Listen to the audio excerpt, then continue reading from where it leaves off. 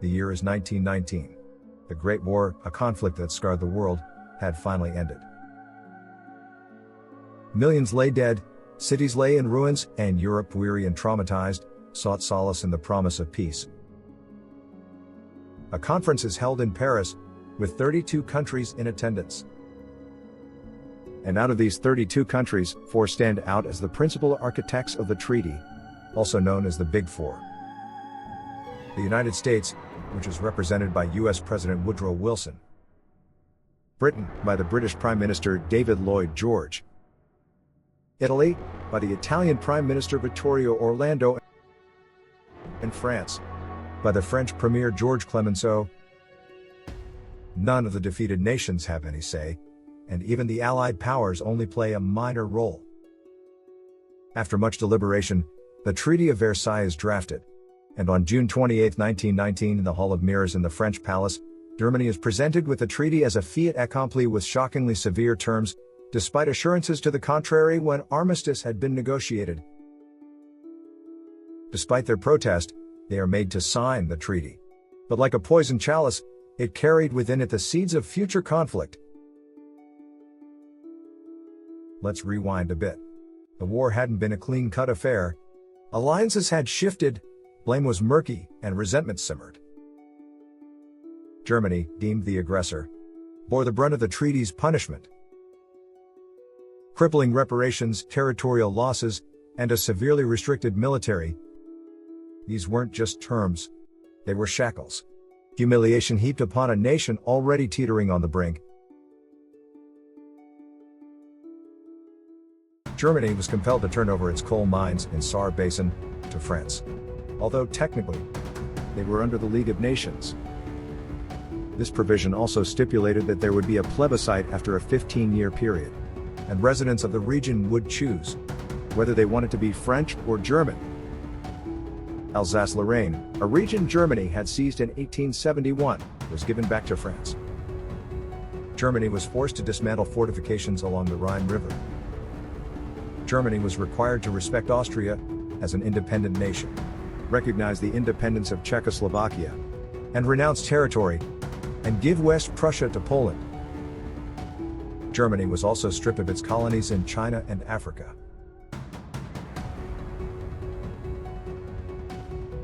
Reduction of the size of the German army from 1.9 million to 100,000, and the force shall be contained within the limits of German territory.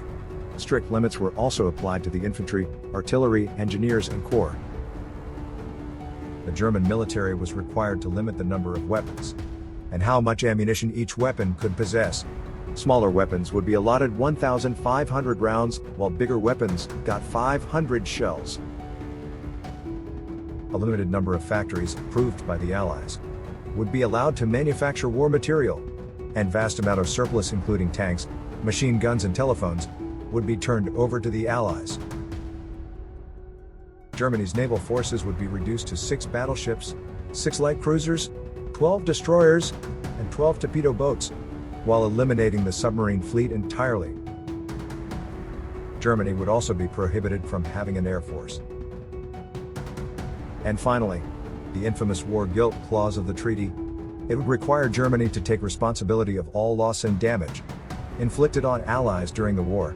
The demand for reparations totaled to $33 billion in 1920, equivalent to approximately $550 billion today. Imagine the weight of that burden. Imagine factories standing idle, families on the verge of starvation, and a generation of young men branded as villains. The treaty, intended to prevent future wars, instead, became a breeding ground for resentment and extremism. Political parties capitalized on the anger and rose to prominence, promising a return to German glory and a tearing down of the hated treaty. Among these political parties was the National Socialist Party, led by a man named Adolf Hitler. He wasn't the only one exploiting the discontent, but his message resonated deeply. He painted himself as the savior, the one who would undo the injustice of Versailles and restore German pride. His fiery speeches, filled with promises of reclaimed territories and a renewed national identity, found fertile ground in a desperate nation. But Hitler didn't just exploit the treaty, He weaponized it. He used it to rally his base, to demonize his opponents, and to justify increasingly aggressive actions. Each defiance, whether it be the remilitarization of the Rhineland or the annexation of Austria, was presented as a step towards righting the wrongs of Versailles. The world watched with growing unease, but the memory of the Great War's devastation made appeasement seem like the safer path. This appeasement, however, only emboldened Hitler. In 1939, his invasion of Poland shattered the fragile peace, triggering a chain reaction that plunged Europe into another, even more devastating conflict, World War II. This is London. You will now hear a statement by the Prime Minister. I am speaking to you from the Cabinet Room at 10 Downing Street.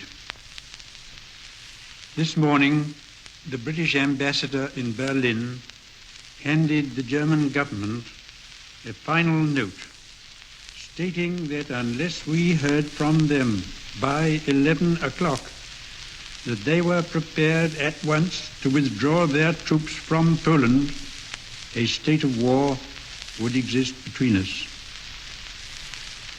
I have to tell you now that no such undertaking has been received, and that consequently this country is at war with Germany.